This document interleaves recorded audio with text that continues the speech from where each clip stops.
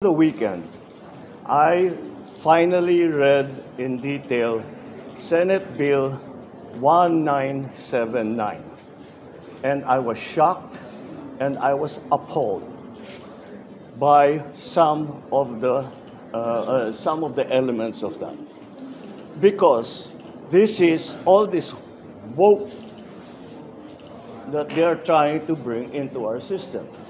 You will teach four-year-olds how to masturbate.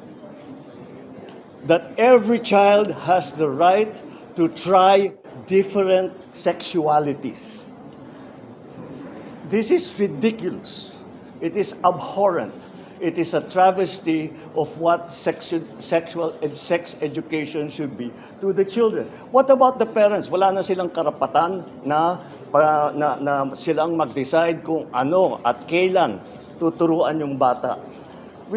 I'm a parent and I'm a grandparent. So I feel very strongly about this. So, let me be very, very clear. I still believe that sex education, in terms of teaching kids the anatomy of the reproductive systems of male and females, is extremely important.